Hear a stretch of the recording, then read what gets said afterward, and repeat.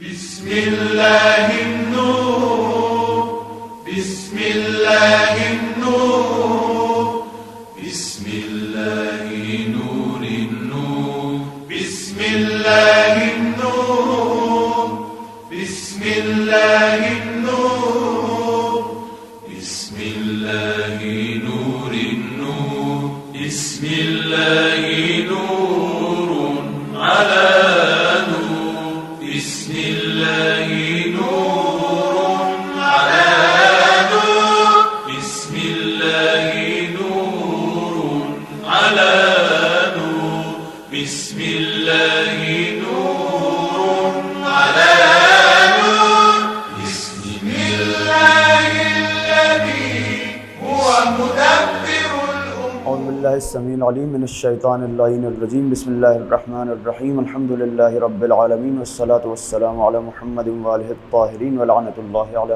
اعدائہم اجمعین۔ ایک درود بھیجو محمد وآل محمد پر۔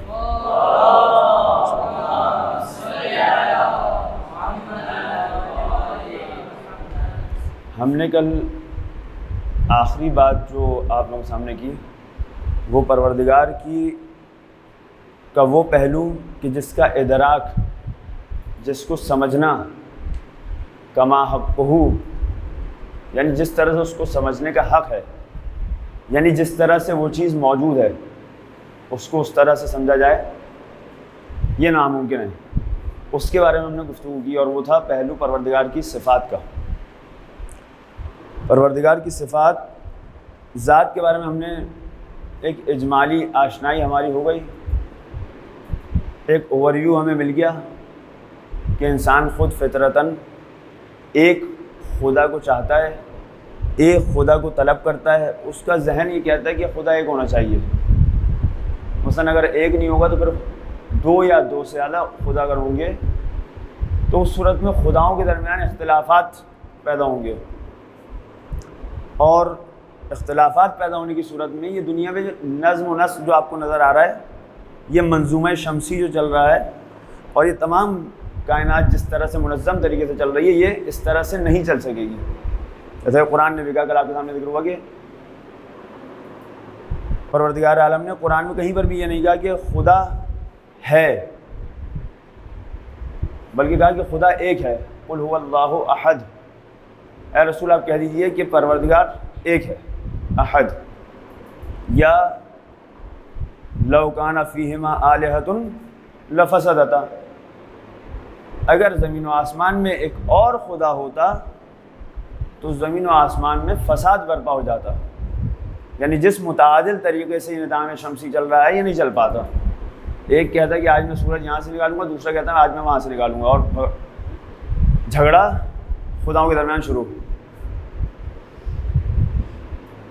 تنظیمی جھگڑے جیسے پہلے ہوا کرتے تھے پاکستان میں، کراچی میں مثلاً، ویسے ایک خدا مثلاً فلاں اور ایک خدا فلاں، دونوں خدا آپس میں بیٹھ کے لڑ رہے ہیں اور دونوں کی فوجیں، فورسز ہیں، ان کے اپنے لوگ ہیں، اسلحہ لے کر ایک دوسرے کے سامنے کھڑے ہیں مثلاً، بلا تشریح۔ بہرحال ہم نے جس موضوع کے بارے میں کل تک گفتگو کی وہ ہم نے شروع کیا تھا صفات کا موضوع، اور جیسے کہ آپ لوگوں نے خود، آپ میں سے لوگوں نے جواب دیا کہ پروردگار کی صفات کا ادراک کما حقہ، اگر الفاظ مشکل ہو تو بتا دیے گا۔ ادراک یعنی سمجھنا، کما حقہ یعنی جس طرح سے کوئی چیز موجود ہے، جیسی موجود ہے اس کو ویسے ہی سمجھ لینا۔ ادراک کما حقہ پروردگار کی صفات کا ناممکن ہے انسان کے۔ کیوں؟ ادھر ادھر سے دو لوگوں نے جواب دیا تھا کہ ہماری فکر کوتا ہے، ہمارے اندر صلاحیت نہیں ہے، فکر محدود ہے، پروردگار کی صفات لامحدود ہیں، اس لیے اسے درک نہیں کر سکتے اس طرح سے جس طرح کرنا چاہیے۔ لیکن بہرحال کچھ نہ کچھ تو سمجھ سکتے ہیں پروردگار کی ذات کے بارے میں، پروردگار کی صفات کے بارے میں۔ پروردگار میں اور انسان میں، یعنی دیگر ما سوی اللہ، اللہ کے علاوہ جو دیگر موجودات ہیں ان کے اندر ایک فرق ہے۔ فرق کیا ہے کہ ہماری تمام صفات ہماری ذات کے علاوہ ہوتی ہیں، جو کل آپ کے سامنے بات ہوئی۔ میرا وجود یہ ایک الگ شے ہے، میری صفات میری ذات سے الگ ہیں۔ یعنی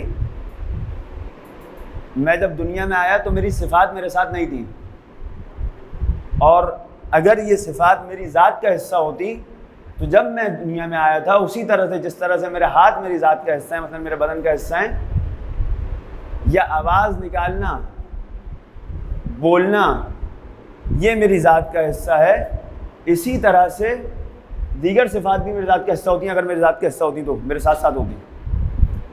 پروردگار کے سلسلے میں کچھ صفات پروردگار کی ایسی ہیں جو کہ اس کی ذات کے عین مطابق ہیں، یعنی عینیت پائی جاتی ہے پروردگار کی ذات اور ان صفات میں۔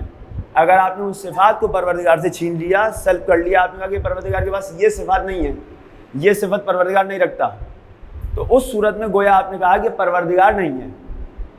مثلا 2-3 اساسی ترین صفتیں جو بیان کی جاتی ہیں وہ کی جاتی ہیں، مثلا حیات الہیہ، حی، زندہ ہونا۔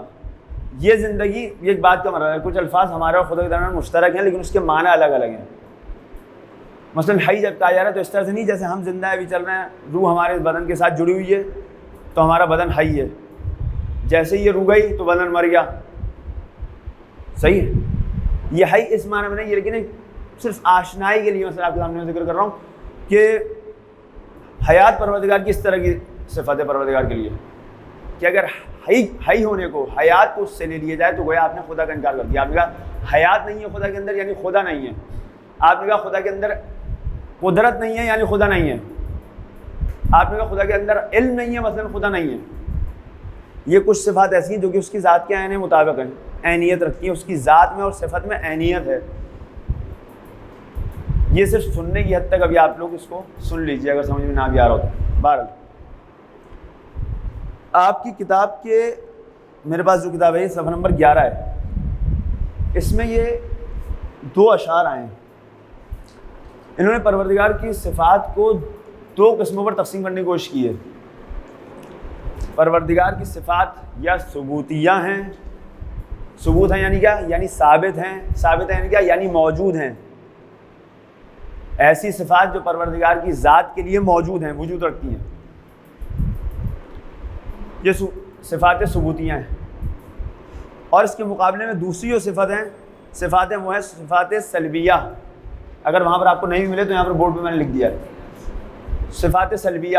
صفات سلبیہ یعنی کیا؟ یعنی وہ صفات جو کہ پروردگار کی ذات سے سلب کر لی جائیں، یعنی پروردگار کی ذات میں نہیں ہونی چاہیے، یعنی در واقع اگر دیکھا ہے تو یہ پروردگار کی صفات نہیں ہے۔ یہ صفات سلبیہ پر وہ صفات ہیں جو کہ پروردگار کی صفات نہیں ہیں، نہیں ہونی چاہیے، صحیح ہے؟ واضح جی؟ مثال ابھی انہوں نے شعر جو لکھا میں ابھی اس کو بتاتا ہوں، وہاں پر انہوں نے گنوائی ہے۔ مثلا فارسی کا شعر اگر اس کو یاد کر لیں گے تو بہت اچھا ہے، نہیں کر سکیں تو کم سے کم آپ کو معلوم ہونا چاہیے کہ خدا کی 8 صفات ثبوتیہ کون سی ہیں اور 7 سلبیہ کون سی ہیں۔ عالم و قادر و حی است، پروردگار عالم ہے، پروردگار قادر ہے، قدرت رکھتا ہے یعنی، اور حی است، حی جو آپ کے نے کہا بھی حیات رکھتا ہے، صحیح ہے۔ مرید و مدرک، مرید یعنی ارادہ بھی کرتا ہے، مدرک یعنی سمجھتا بھی ہے، صحیح ہے۔ 5 ہم قدیم و ازلی پس متکلم و صادق۔ قدیم و ازلی ہے، ایک ہی معنی میں قدیم و ازلی۔ ازل یعنی جب کچھ نہیں تھا، سب سے پہلے۔ قدیم کے معنی بھی یہی ہے، ہمارا کہا جاتا ہے مثلا یہ آثار قدیمہ ہیں اس ملک کے، مثلا میوزیم میں رکھے آتے ہیں آثار قدیمہ، یعنی جو بہت پرانے ہیں، جو بہت پہلے سے ہیں۔ ہم قدیم و ازلی پس متکلم و صادق، پس متکلم بھی ہے، 7ویں صفت کلام کرے گا، صادق یعنی سچا بھی ہے۔ یہ 8 صفتیں صفات ثبوتیہ ہیں پروردگار کے لیے جو کہ آپ کو یاد ہونی چاہیے، بعنوان شیعہ یاد ہونی چاہیے۔ میرا قطعاً ارادہ نہیں تھا کہ آپ سے امتحان میں پوچھوں، لیکن کیونکہ بہت اہم بات ہے یہ پتہ ہونی چاہیے، اس لیے شاید آپ سے امتحان میں پوچھ لیا جائے کہ پروردگار کی صفات ثبوتیہ کتنی ہیں، یا اگر 8 ہیں تو بتائیے کون کون سی ہیں مثلاً، صحیح ہے؟ یہ صفات پروردگار کے لیے ہونی چاہیے۔ ثابت ہوں گی تو ہمارا پروردگار ہے، ورنہ وہ ہندوؤں کو کوئی اور سا ہوگا یا کسی اور کا ہوگا، یا ہی نہیں ہوگا۔ اگر ہی نہیں ہوا تو مثلا عالم نہیں ہوا تو ہمارا خدا نہیں ہے، قادر نہیں ہے تو ہمارا خدا نہیں ہے، مرید و مدرک نہیں ہے تو ہمارا خدا نہیں ہے، قدیم و ازلی نہیں ہے تو ہمارا خدا نہیں ہے، متکلم نہیں ہے تو ہمارا خدا نہیں ہے، صادق نہیں ہے تو ہمارا خدا نہیں ہے۔ ہمارے خدا کے اندر یہ 8 صفتیں ہیں، صفات کمالیاں ہیں۔ کوئی بھی صفت یہاں پر نقص کی حامل نہیں ہے۔ حی ہونا کمال ہے، متکلم ہونا کمال ہے، صادق ہونا کمال ہے، قادر ہونا کمال ہے، عالم ہونا کمال ہے۔ تمام کی تمام صفات کیا ہیں؟ صفات کمالیاں ہیں، یعنی جہاں پر نقص نہیں ہے۔ اس کے مقابلے میں وہ صفات جو کہ پروردگار میں نہیں ہونی چاہیے، وہ 7 صفتیں ذکر کر رہے ہیں یہاں پر۔ جی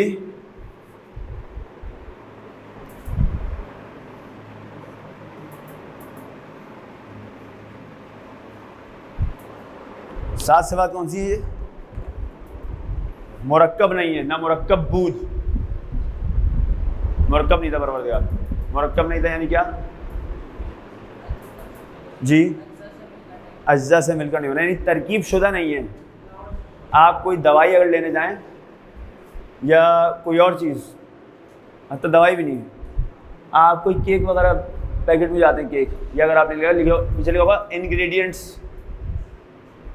اجزائے ترکیب، یعنی ان کو ملا کر اس کیک کو بنایا گیا ہے۔ پروردگار مرکب نہیں ہے، ایسا نہیں کہ پروردگار کی ذات جو ہے وہ کچھ چیزوں سے مل کر بنی ہو۔ مثلا انسان کا بدن جو ہے وہ گوشت، ہڈی، خون، ان 3 چیزوں سے مثلا مل کر بنا ہے۔ بس انسان کا بدن مرکب ہے، ان 3 چیزوں کی ترکیب ہے انسان کا بدن۔ پروردگار کا وجود مرکب نہیں ہے، کسی چیز سے ترکیب شدہ نہیں ہے۔ مرکب کے مقابلے میں آتا ہے بسیط، یعنی ایک چیز ہے خالی۔ مجھے ایسا لگ رہا ہے کہ شاید کچھ بھی سمجھ میں نہیں آ رہا ہے۔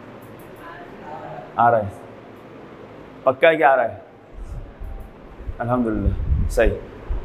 مرکب نہیں ہے، نہ جسم بھی نہیں ہے، مرئی نہیں ہے۔ مرئی یعنی دکھائی نہیں دیتا ان آنکھوں سے، ورنہ مولا کائنات فرماتے ہیں کہ جس خدا کو میں نہ دیکھوں اس کی میں عبادت نہیں کرتا، تو وہ ان آنکھوں سے دیکھنے کے بارے میں بات نہیں کر رہے ہیں، پروردگار کو محسوس کر رہے ہیں، حس کرتے ہیں مولا کائنات۔ تو پروردگار مولا کائنات یا جو مولا کائنات کے چاہنے والے اس طرح کے ہیں جو کہ ان کی ولایت سے جڑے ہوئے ہیں اس طرح سے جیسے وہ چاہتے ہیں، ان کے لیے پروردگار مرئی ہے، یعنی دیکھتے ہیں لیکن نہ کہ ان آنکھوں سے۔ یہاں پر جو کہا جا رہا ہے مرئی نہیں ہے، دیکھا نہیں جاتا، اس مراد یہ آنکھیں ہیں، 2 آنکھیں، بدن کی 2 آنکھیں، نہ کہ انسان اپنی قلب کی آنکھوں سے نہ دیکھ سکے۔ صحیح ہے، ان دونوں چیزوں میں فرق کیجیے گا، کیونکہ معمولاً بھی آپ میں سے بعض لوگ نہیں آتے، میں نے ان میں سے بعض دوستوں نے پوچھا کہ کس کس کی مجلس آپ سنتے ہیں، تو ان لوگوں نے کچھ لوگوں کا ذکر کیا کہ کس کی سنی، اور کچھ لوگوں نے میں نے نام لیے تو انہوں نے بعض کے نام نہیں سنے تھے، نہیں سنی ان کی مجلسیں۔ بعض اوقات ہمارے ممبروں سے کہا جاتا ہے مولا کائنات کی فضیلت بیان کرتے ہوئے کہا جاتا ہے، مثلا علی کہتے ہیں کہ میں جس خدا کو دیکھوں نہیں میں اس کی عبادت نہیں کرتا۔ یہ ہمارے بعض ذاکرین اس طرح کی بات ممبر سے کرتے ہیں، اور وہاں پر غلطی کہاں پر کر رہے ہوتے ہیں؟ وہ یہاں پر کر رہے ہوتے ہیں کہ ہمارے یہاں یہ مسلمات میں سے کہ پروردگار مرئی نہیں ہے، یعنی دیکھا نہیں جاتا 2 آنکھوں سے، نہیں دیکھا جا سکتا، کوئی بھی نہیں دیکھ سکتا، کوئی بھی۔ ان 2 آنکھوں سے پیغمبر بھی دیکھ سکتے، ان 2 آنکھوں سے کوئی بھی نہیں دیکھ سکتا۔ صحیح ہے، کیونکہ ان 2 آنکھوں سے صرف مادی چیزیں دیکھی جاتی ہیں۔ آپ نے پیچھے کیا کہا؟ پروردگار جسم نہیں رکھتا، اس سے بھی آپ نے کہا مرکب نہیں ہے، اگر جسم رکھے گا تو مرکب ہوگا، آپ نے سرے سے ہر چیز کا انکار کیا۔ پروردگار مرکب نہیں ہے، پروردگار جسم نہیں ہے، کیونکہ مرکب نہیں ہے اس لیے جسم نہیں ہے، کیونکہ جسم نہیں ہے مری بھی نہیں ہے کہ ان دونوں آنکھوں سے دیکھا جائے۔ اگر کوئی ذاکر یا کوئی ممبر پر بیٹھنے والا یہ بات کر رہا ہے کہ مولا کائنات وہ شخصیت ہیں جو کہ پروردگار کو دیکھا کرتے تھے، تو وہ تشیع کے بارے میں، تشیع کو جو عقیدہ ہے اس کو غلط طریقے سے بیان کر رہا ہے۔ پروردگار مرئی نہیں ہے، مولا کائنات بھی ان 2 آنکھوں سے نہیں دیکھتے تھے۔ صحیح ہے، کیونکہ ان 2 آنکھوں سے دیکھنے کا مطلب یہ پروردگار محدود ہے، اتنا محدود ہے کہ میری آنکھوں کے اندر آ جاتا ہے۔ یہاں پر مولا کائنات کی فضیلت بیان نہیں ہوئی، یہاں پر مولانا کی فضیلت بیان ہوئی، یہاں پر پروردگار کا نقص بیان کر دیا گیا، پروردگار کو ناقص کر دیا گیا۔ جب بھی ممبر کے سامنے بیٹھے آپ تو دماغ آپ کا کھلا ہوا ہو، ہر چیز سن کے سمجھے بھی کہ یہ جو بات کہی جا رہی ہے اس کا مطلب کیا ہوگا۔ بہرحال نہ مرئی ہے نہ محل، نہ آنکھوں سے دکھائی دے گا۔ جب آنکھوں سے دکھائی نہیں دے رہا، جسم نہیں ہے، مرکب نہیں ہے، تو کوئی جگہ بھی نہیں لے گا، حلول بھی نہیں کرے گا کہیں پر، کہ نہ کسی انسان میں حلول کرے گا۔ محل سے مراد وہی حلول سے ہے، یہ حل ہو جانا، چینی کو حل کر دو پانی کے اندر، یعنی اس کے اندر سما دو، اس کے اندر چلی آئے وہ، صحیح ہے، اس طرح سے کہ وہ نظر نہ آئے، دونوں ایک جیسے ہو جائیں۔ حلول بھی نہیں کرتا پروردگار، کوئی محل ایسا نہیں ہے کہ پروردگار وہاں آ کر سما جائے۔ کیا آپ بولیں کہ مثلا اس شخص کے اندر، اس انسان کے اندر پروردگار حلول کر گیا؟ اگر کسی کا پروردگار اس طرح سے کسی انسان کے اندر یا کسی بھی شے کے اندر حلول کر گیا تو وہ ہمارا پروردگار نہیں ہے، کیونکہ حلول کر جانا نقص ہے، یعنی یہاں پر آ گیا، اس کے علاوہ اب نہیں ہے۔ صحیح ہے۔ 4 صفت سلبی، بی شریک است و معانی و تو غنی دان خالق، 3 صفتیں، بے شریک ہے، بے معانی ہے، غنی ہے۔ بے شریک واضح جی، ایک ہے، اس کے ساتھ کوئی شریک نہیں ہے، نہ اس کی ذات میں کوئی شریک ہے، نہ اس کے ساتھ عبادت میں کوئی شریک ہے، یعنی جب عبادت کی جائے گی تو صرف اور صرف پروردگار کی جائے گی، عبادت میں کوئی اور اس کا شریک نہیں ہے۔ اور معانی بھی نہیں ہے، یعنی پروردگار کی صفات اس کی ذات سے جدا نہیں ہے، وہی صفات جو میں نے آپ کے سامنے شروع میں ذکر کی، مثلا قدرت، حیات، علم، اس کی ذات کے عین مطابق ہے، بیمانی ہے۔ غنی یعنی بے نیاز ہے، اس کو کسی چیز کی ضرورت نہیں ہے۔ یہ 7 صفتیں، یہ آپ نے شاید پہلے بھی پڑھی ہوں، پہلے شاید نہ سمجھی ہوں کبھی، لیکن اب شاید تھوڑی بہت سمجھ بھی نہیں ہوں۔ یہاں تک ہم نے پروردگار کے بارے میں بات کر لی۔ یہاں سے اگلا درس شروع ہو رہا ہے آپ کی کتاب کے اندر، آپ کی کتاب کے اندر یہاں سے اب اگلا درس شروع ہو رہا ہے کہ عدل کیا ہے، یہ اگلا موضوع ہے۔ یہاں پر اس سے پہلے کہ بات کو شروع کروں میں، ایک سوال ہے آپ لوگوں سے کہ اگر مثلا ہم اس دنیا میں جب آئے، اس دنیا میں کوئی بھی نہیں ہوتا، ہر فرد یہ محسوس کرے کہ میں اکیلا اس دنیا کے اندر آیا ہوں، کوئی بھی نہیں ہے آس پاس میرے، انسان کوئی بھی نہیں ہے، کیا میری عقل کے اندر اتنی صلاحیت تھی کہ میں مثلا بعض چیزوں کو اچھا سمجھ سکوں، بعض چیزوں کی اچھائی کو محسوس کر سکوں؟ غور کر کے بتائیں، فوراً نہیں۔ میں نے کہا کہ اس کو محسوس کریں، خود اس کو محسوس کرنا بہت سخت ہے کہ آپ اکیلے ہوں اور آپ کے آس پاس کوئی نہ ہو، اور مثلا ایک فرد، ایک انسان آپ کے پاس سامنے سے آ جائے اور مثلا آپ اس کے اوپر آپ اس کو کوئی حق تلف کر دیں، کوئی چیز، کسی چیز پر اس کا حق ہو، آپ اس کو چھین لیں۔ یہاں پر انسان کی عقل خود، مثلا میری عقل وہاں پر بیٹھ کر کوئی حکم لگاتی ہے نہیں لگاتی، کوئی بات کرتی ہے نہیں کرتی؟ مثلا میں اگر فلاں صاحب آئے میرے پاس، دنیا میں اکیلا ہوں، کوئی بھی نہیں ہے، یہ آدمی کمزور تھا، چھوٹا بچہ تھا، مثلا میں نے اس کے ساتھ ایک جسارت کی یعنی مثلا میں نے اس کی توہین کی یا کچھ بھی کیا، اس فلاں چیز پر اس کا حق تھا، میں نے وہ اٹھا کر اپنے قبضے میں لے لی اور اس کو نہیں دے رہا۔ خود میرا دماغ اس وقت، میری عقل میرے اس کام کے بارے میں کوئی فیصلہ کرے گی کہ میں نے کام اچھا کیا ہے یا برا کیا یا غلط کیا ہے؟ ان کی عقل نہیں کرے گی۔ جی میں اسی صورتحال کی بات کر رہا ہوں اتفاقاً۔ مثلاً تمام اس سے آپ باہر نکلیں، شرائط سے، تمام جس صورتحال میں ہم لوگ رہتے ہیں اس سے آپ باہر نکلیں۔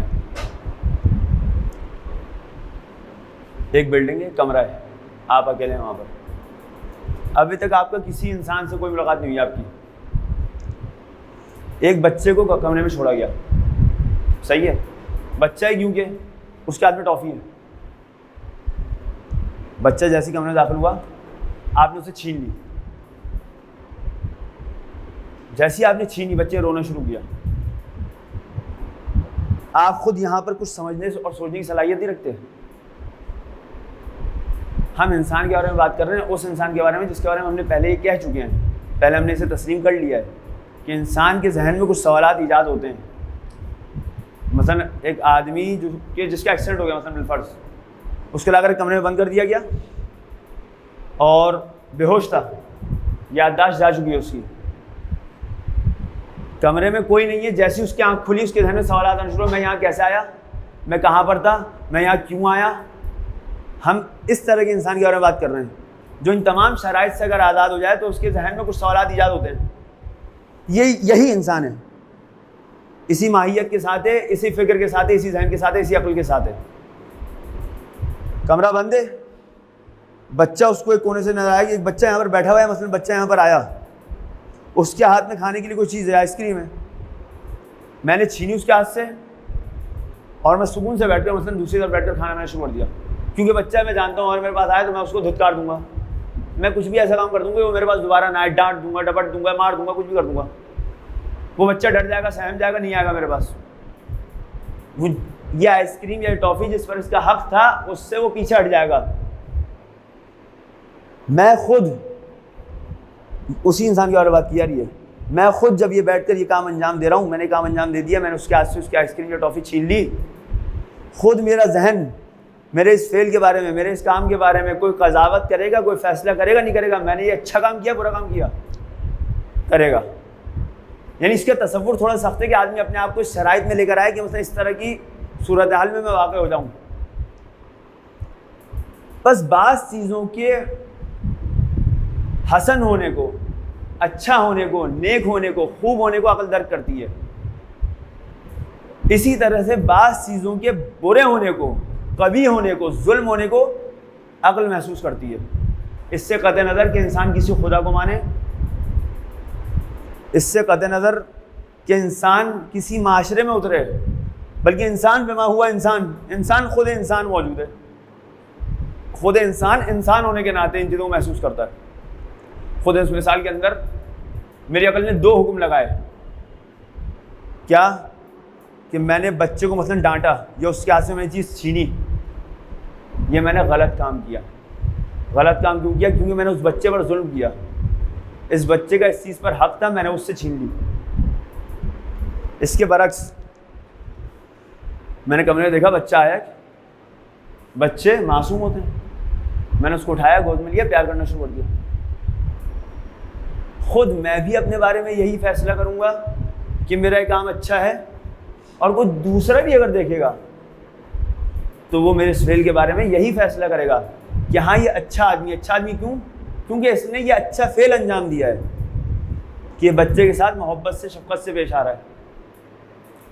بس انسان کی عقل کچھ چیزوں کی کہ حسن کو اور کچھ چیزوں کی قباحت کو درک کرتی ہے. انسان کی عقل عدالت کو پسند کرتی ہے، انسان کی عقل ظلم کو ناپسند کرتی ہے. یہاں پر ایک اہم بات جو پروردگار کے بارے میں ہمیں ذکر کرنی ہے وہ ہے پروردگار کی صفت عدالت، کہ پروردگار کو عادل ہونا چاہیے. یہاں پر آپ کے ذہن میں کوئی سوال ہے کہ ہم یہاں پر صرف خدا کی صفت کے بارے میں بات کرنے جا رہے ہیں، عدالت کے بارے میں، کہ پروردگار عادل ہے، عدل اس کی صفت ہے. ہم پروردگار کی تمام صفات کے بارے میں گفتگو نہیں کریں گے، صرف اسی صفت کے بارے میں گفتگو کریں گے. کوئی سوال آپ لوگوں کے ذہن میں اٹھ رہا ہے اس وقت؟ مثلاً آپ کے ذہن میں یہ سوال آنا چاہیے کہ کیوں ہم پروردگار کی صرف اس ایک صفت کے بارے میں گفتگو کر رہے ہیں، بقیہ صفات کے بارے میں گفتگو کیوں نہیں کریں گے؟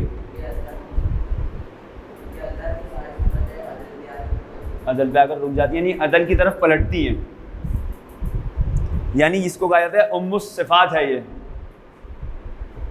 تمام صفات کی اصل یہ صفت ہے. پروردگار اگر اس دنیا کو صحیح سے چلا رہا ہے تو کیونکہ عادل ہے اس لیے چلا رہا ہے، پروردگار رازق ہے تو کیونکہ عادل ہے اس لیے رزق پہنچا رہا ہے. پروردگار رحیم ہے یا کریم ہے کیونکہ عادل ہے اس لیے ان صفات کو رکھتا ہے. پروردگار جبار ہے قہار ہے کیونکہ عادل ہے یہ صفات رکھتا ہے.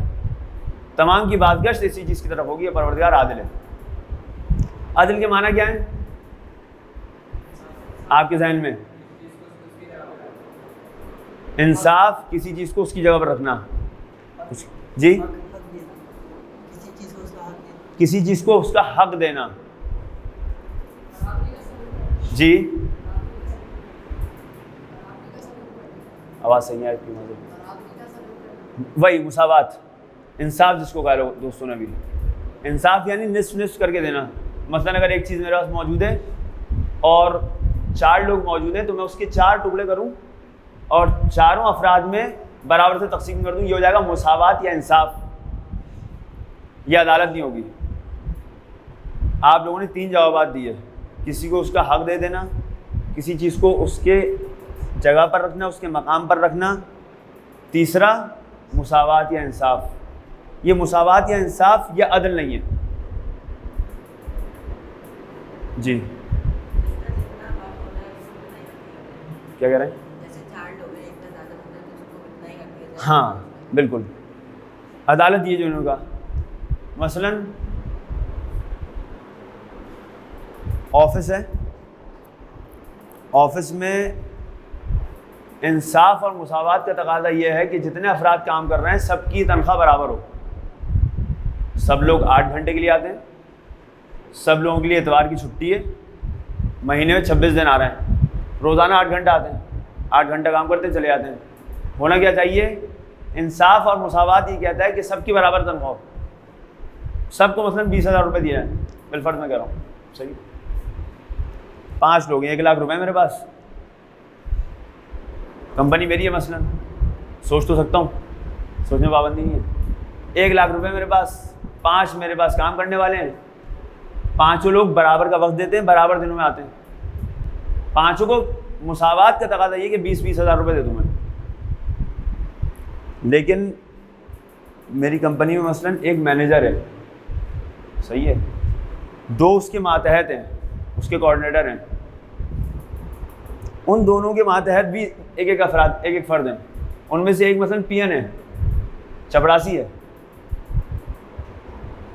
اب انصاف کا تقاضا تو ہو سکتا ہے یہ ہو کہ میں سب کو 20,000 روپے دوں، لیکن عدالت کا تقاضا یہ نہیں ہوگا کہ میں سب کو 20,000 روپے دوں. کیوں؟ جی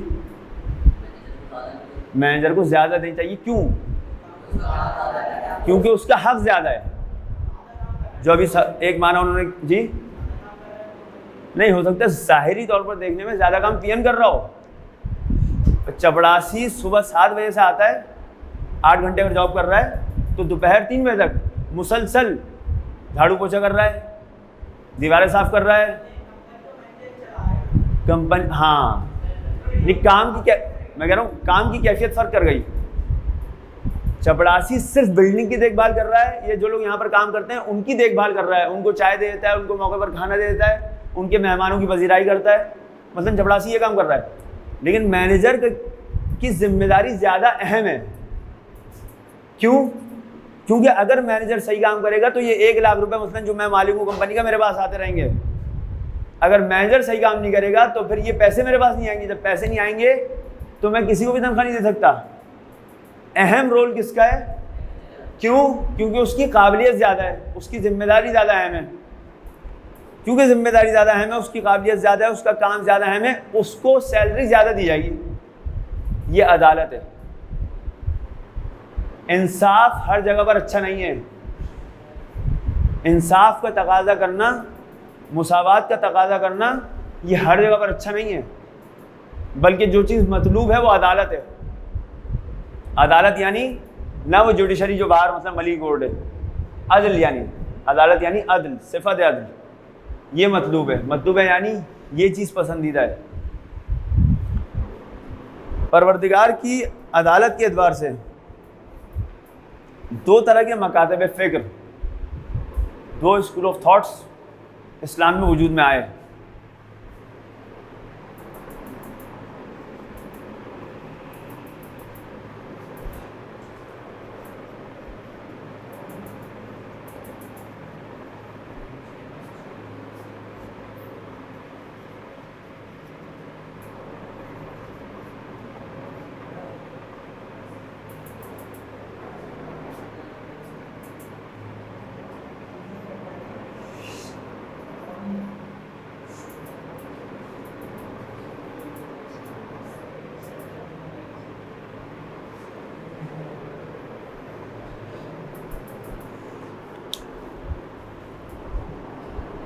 ہم نے بھی یہ بات کی، آپ لوگوں نے سوال یہ کیا کہ کیوں، کیا وجہ ہے کہ ہم عدالت کی صفت جو پروردگار کی، اس کے لیے ہم یہاں پر گفتگو کر رہے ہیں.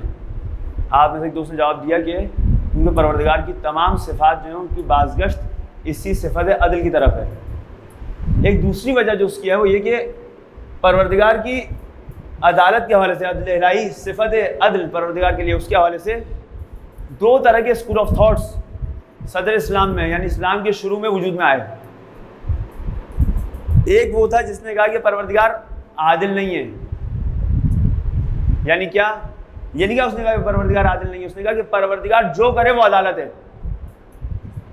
پروردگار یزید کو جنت میں بھیج دے اور جس نے یزید کی مخالفت کی اس کو چاہے تو جنت میں نہ بھیجے، یہ عدالت ہے.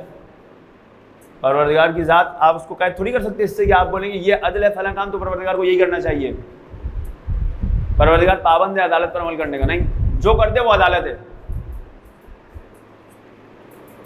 جو کر دے پروردگار وہ عدالت ہے.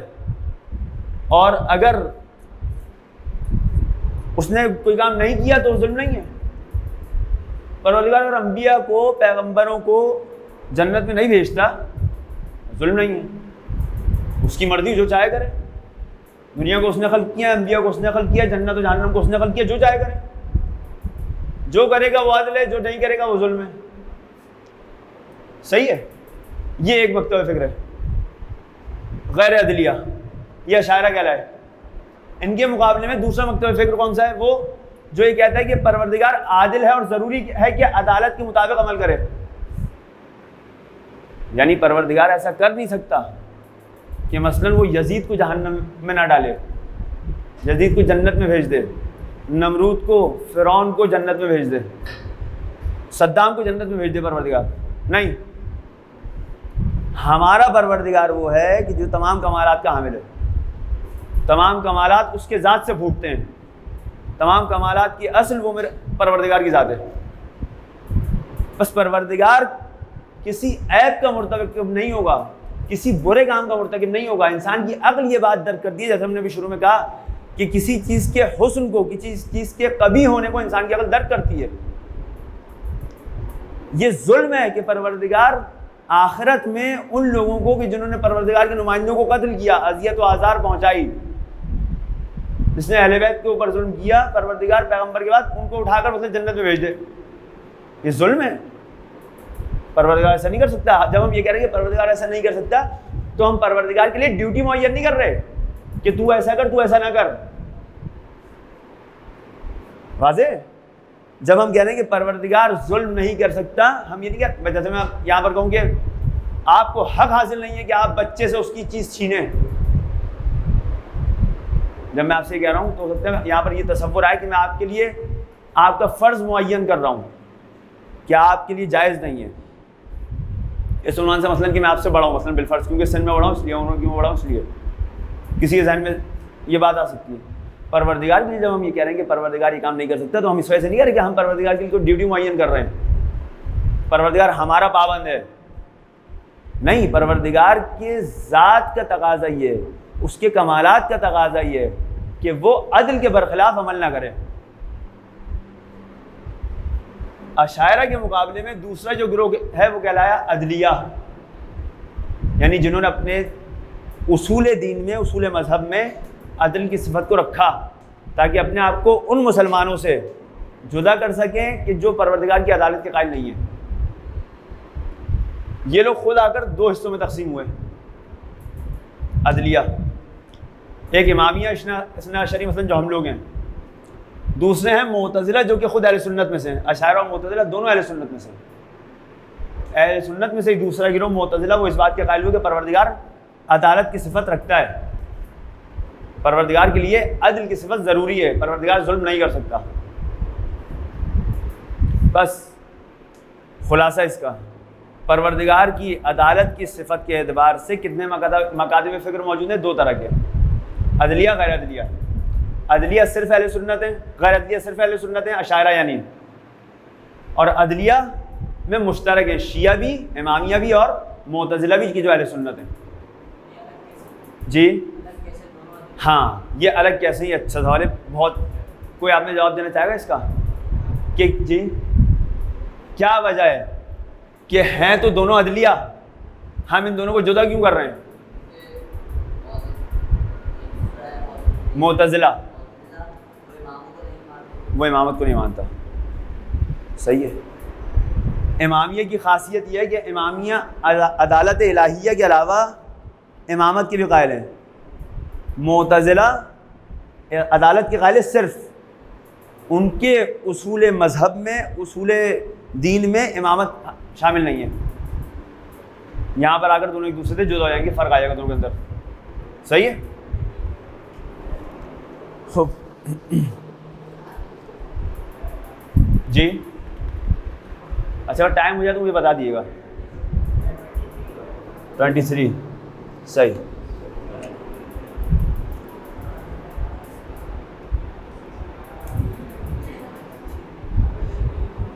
ایک اور وجہ کہ اس کو تیسری وجہ کہا جا سکتا ہے کہ ہم کیا وجہ ہے کہ ہم عدل کو اپنے اصول مذہب میں، اصول دین میں شامل کر رہے ہیں، الگ سے پیش کر رہے ہیں.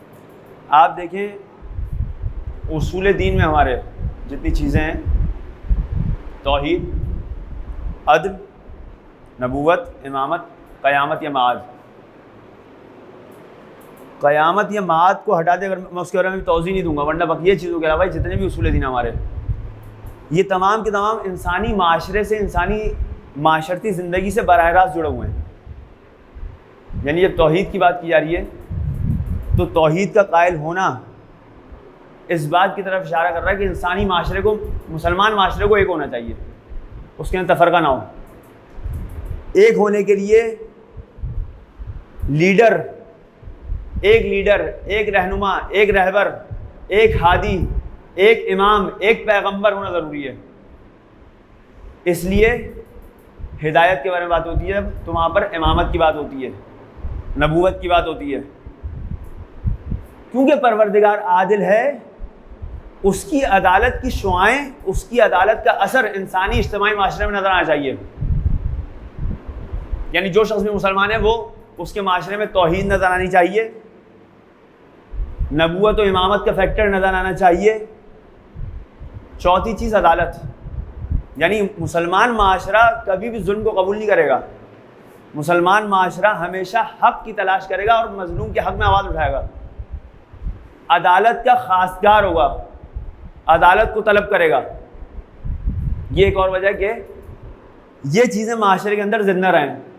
اس لیے آپ اس کو اپنے اصول دین کے عنوان سے مثلا پیش کرتے ہیں کہ ہمارے اصول دین یا اصول مذہب کیا ہیں؟ یہ 5 چیزیں ہیں. جہاں کوئی مثلا برادران اہل سنت توحید، نبوت، قیامت کہتے ہیں، آپ فوراً آ کر کہتے ہیں توحید کے بعد عدل، کیونکہ مثلا وہ لوگ غیر عدلیہ ہیں، ہم عدلیہ ہیں. ہم نبوت کے بعد کہتے ہیں امامت. کیوں؟ کیونکہ آپ نے اپنے پیغمبر کے بعد سلسلہ ختم کر دیا ہدایت کا. ہمارے یہاں ختم نہیں ہوا ہے، وہ سلسلہ جاری ہے. عدالت کے معنی آپ لوگوں کو معلوم ہیں، دونوں معلوم ذکر کر دی گئے. ایک معنی وہ تھے جو برادر نے بیان کیے تھے کہ کسی چیز کو اس کے صحیح جگہ پر رکھنا، صحیح مقام پر رکھنا. یا انہوں نے بیان کیا دوست نے کہ کسی چیز کا حق غصب نہ کرنا. یعنی عدالت کا تقاضا یہ ہے کہ جو کام میں انجام دوں اس کا نتیجہ میں ہی بھگتوں. اگر میں کوئی اچھا کام انجام دوں تو اس کا ریوارڈ بھی میرے لیے. قرآن نے کیا کہا؟ لا تزر وازرۃ وزر اخری. کوئی بھی بوجھ اٹھانے والا کسی دوسرے کا بوجھ نہیں اٹھائے گا. جس کے اوپر گناہوں کی سنگینی زیادہ ہو گئی ہے وہ اپنے اس بوجھ کو خود اٹھائے گا. ایسا نہیں ہے کہ مثلا گناہ میں انجام دوں، میرا چھوٹا بھائی یا میرا بیٹا مثلا وہاں پر وہ میرے گناہ کو بھگتے، میرے بدلے اس کو وہاں پر جہنم میں ڈال دیا ہے. کوئی تمہارا ابا نے کام کیا تو تم جاؤ جہنم میں. فوراً اس کے سوال آئے گا میرے ابا نے کام کیا تو میں کیوں جاؤں جہنم میں، یا میرے بھائی نے کام کیا تو میں کیوں جاؤں جہنم میں، میں کیوں عذاب بھگتوں. خود آپ کا ہنسنا یہ بتا رہا ہے کہ یعنی انسان خود سمجھتا ہے اس بات کو ظلم ہے. عدالت کا تقاضا ہے جس نے کیا آپ اسی کو دیں. بھائی اگر میں نے امتحان کے لیے اچھا پڑھا ہے، میں نے اچھے پیپر دیے ہیں، میں نے اچھا ایگزام دیا ہے، اچھا پیپر میں نے دیا ہے، تو اس کے اچھے نمبر ہی میرے رپورٹ کارڈ میں آنے چاہیے. نہ یہ کہ مثلا میرے پڑوسی جو میرے بارہ میں بیٹھا ہوتا ہے ایگزام میں، آپ نے کہا کیونکہ تمہارا بارہ میں بیٹھا تھا ہم نے اس وجہ سے اس کو دے دیا نمبر. فوراً تعجب سے آگے پھٹ جائیں گے، ہوا کیا یہ؟ مطلب پورے سال زحمت میں نے کی، نمبر اس کو مل گیا آخر میں. تو بار عدالت کا تقاضا یہ ہے. بس اگر کوئی شخص کسی کے حق کو ضائع کرے، کسی کے حق کو غصب کرے، کسی کا حق لے کر کسی اور کو دے دے، وہ شخص ظالم ہے، وہ کوئی بھی ہو، کتنا ہی بڑا کیوں نہ گزرا ہو، کتنی بڑی اس کی شخصیت کیوں نہ ہو. ٹرمپ مثلاً، اس نے مسلمانوں کا ایک عظیم رہنما، ایک ایسا آدمی جو کہ مسلمانوں کا نہیں، جس نے کروڑوں انسانوں کو ظلم سے، داعش جیسے ظالم سے نجات دلائی، قاسم سلیمانی، اس سے اس کی زندگی کا حق چھین لیا. یہ شخص ظالم ہے، چاہے پوری دنیا میں کتنا اس کا احترام کیا تو یہ پریزیڈنٹ آف امریکہ ہے یا جو کچھ بھی اس کو القابات دیے جائیں.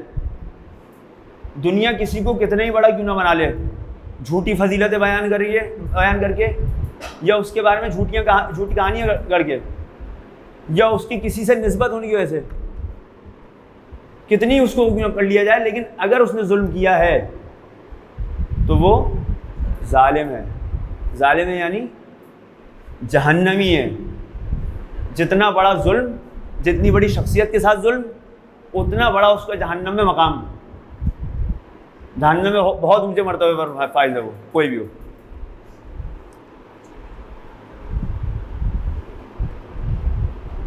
اگر آپ لوگوں کے ذہن میں کوئی سوال ہو ابھی تک کی گفتگو کے بارے میں تو آپ پوچھ سکتے ہیں.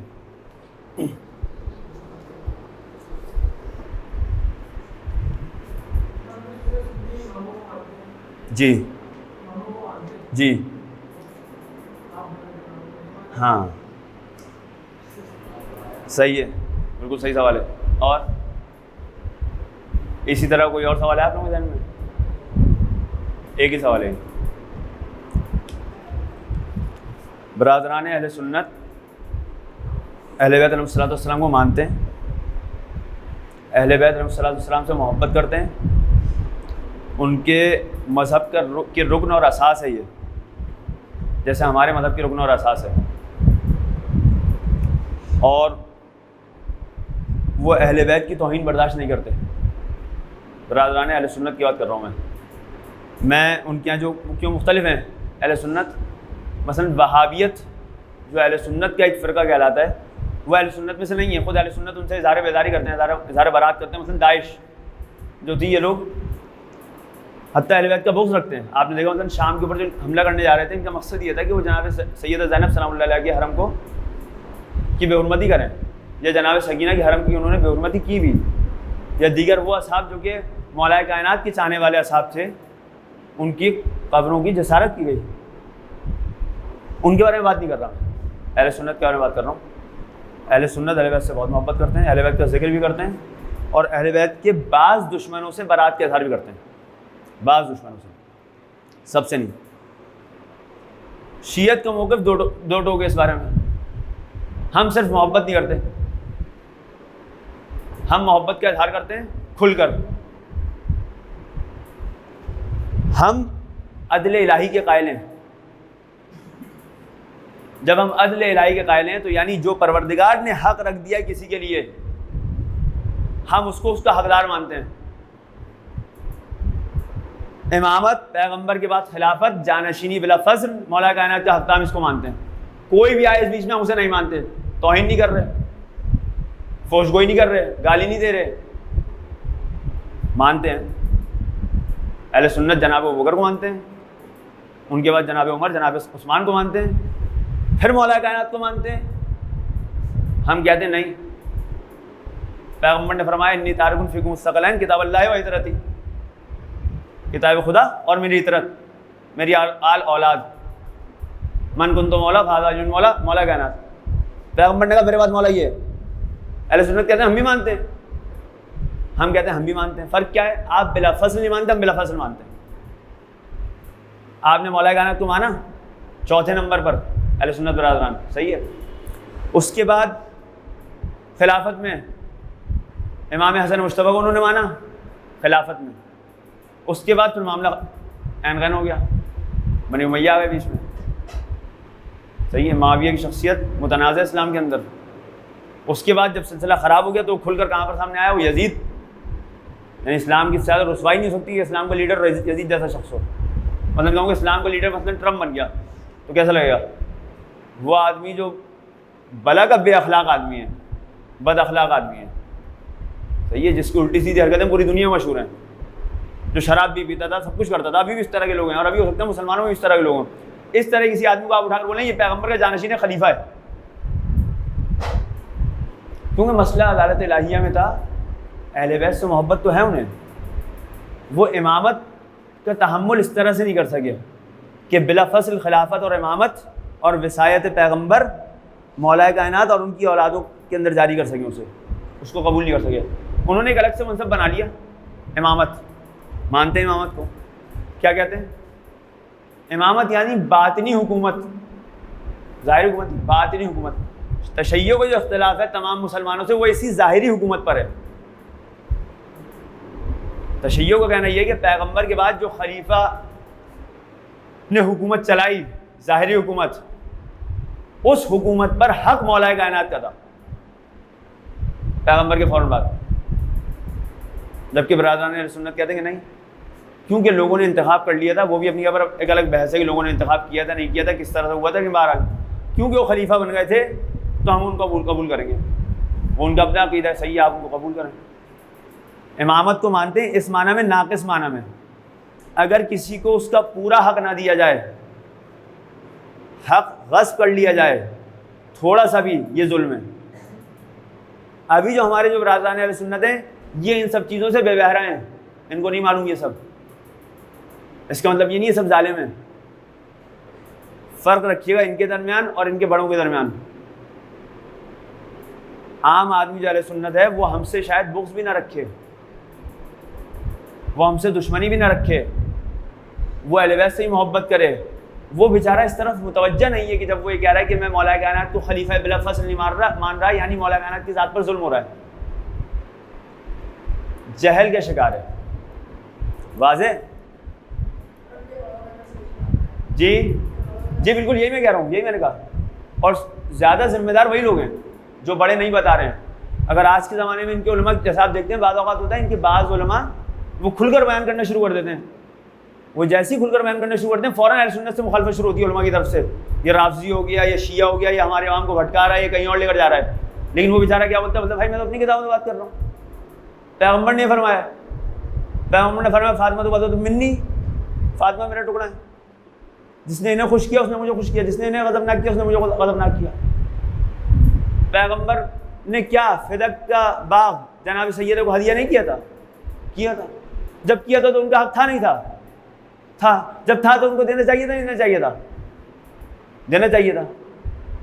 صحیح ہے. وہاں پر آ کر وہ بھی بات یہ کہتے ہیں اہل سنت برادران جو ہمارے جو اہل بیت سے محبت کرتے ہیں وہ اس مسئلے کو یہاں پر آ کر بری طرح سے پھنس جاتے ہیں. کیا اہل بیت کو بھی مانتے ہیں؟ جناب سیدہ کی فضیلت کو بھی مانتے ہیں؟ سیدہ کائنات کہتے ہیں. فدق کا موضوع جیسی آتا ہے وہاں پر آ کر کہتے ہیں کہ یہاں پر یا تو جناب سیدہ کی معاذ اللہ غلطی کے قائل ہوتے ہیں، جیسے کہ پچھلے دنوں ایک معلوم نے کیا، اس نے کہا کہ جناب سیدہ غلطی پر تھی معاذ اللہ. صحیح ہے. یا جو اس طرح کا کام نہیں کرتے، جن کے اندر اتنا احترام باقی ہے جناب سیدہ کا کہ وہ اس طرح کی غلط نسبت دیں کہ یعنی جناب سیدہ غلطی ہو سکتی ہے، وہ یہاں پر آ کر کہتے ہیں ہم اس معاملے میں سکوت کرتے ہیں، ہمیں نہیں پتہ، یہ بڑوں کے مسائل ہیں وہ خود دیکھیں گے. وہاں پر لا کر وہ عملی طور پر اپنی عقل کو تالا لگا دیتے ہیں. آپ جیسی بات کریں وہاں پر فوراً کہیں گے کہ ہم یہاں پر کوئی گفتگو نہیں کر سکتے، ہمارے لیے دونوں محترم ہیں. خلیفہ اول بھی محترم ہے، جناب سیدہ بھی محترم ہے. خلیفہ اول پیغمبر کے صحابی ہیں، ان کی ہم توہین نہیں کر سکتے، ان کو ہم غلط نہیں کر سکتے. جناب سیدہ کو بھی ہم غلط نہیں کر سکتے. پیغمبر نے کہا ہے فاطمہ تو تم منی. اس وجہ سے وہاں پر آ کر وہ بیچارے پھنس جاتے ہیں. جب پھنس جاتے ہیں پھر وہ پھنس جاتے ہیں. شاید لفظ مناسب نہ ہو میرے لیے، یعنی ہو سکتا ہے اگر کوئی اہل سنت کو سنے تو شاید ہمارے بارے میں غلط طریقے بات کر رہے ہیں، لیکن بہرحال یعنی کہ اس کو جواب نہیں ہوتا. جب جواب نہیں ہوتا تو جواب سے نہیں دے پاتے تو پھر یہ کہتے ہیں کہ ہم اس کو نہیں سمجھ سکتے، بڑوں کے مسئلے آپ اس کو دور رکھیں. صحابہ کے درمیان جیسے آپ اختلافات بیان کرنا شروع کرتے ہیں فوراً آ کر کہتے ہیں کہ بڑے لوگ تھے، بڑے لوگ ہیں، خود جانے، ہمیں حق نہیں ہے ان کے بارے میں کچھ کہنے کا. تو امامت کو مانتے ہیں ایسا نہیں مانتے، امامت کو ناقص مانتے ہیں، تشیع امامت کو کامل مانتی ہے۔ تشیع کا امام ایسا نہیں کہ میری مرضی کا امام ہوگا، باطنی امور میں امام ہے، ظاہری امور میں امام نہیں ہے۔ امام ہر جگہ پر امام ہے، امام کی امامت ہر جگہ پر ہے، میری فردی زندگی پر بھی ہے، میری اجتماعی زندگی پر بھی ہے، میرے معاشرے پر بھی ہے۔ صحیح ہے، میرا خیال مجھے لگ رہا ہے ٹائم زیادہ ہو گیا ہے۔ اگر کوئی اور سوال ہو تو جی 2 منٹ ہیں، تھوڑے جلدی بھی آ سکتے ہیں زیادہ۔ کوئی اور اگر سوال ہو تو بعد میں مجھ سے پوچھ لیں، ورنہ درود بھیجیں محمد والے محمد پر۔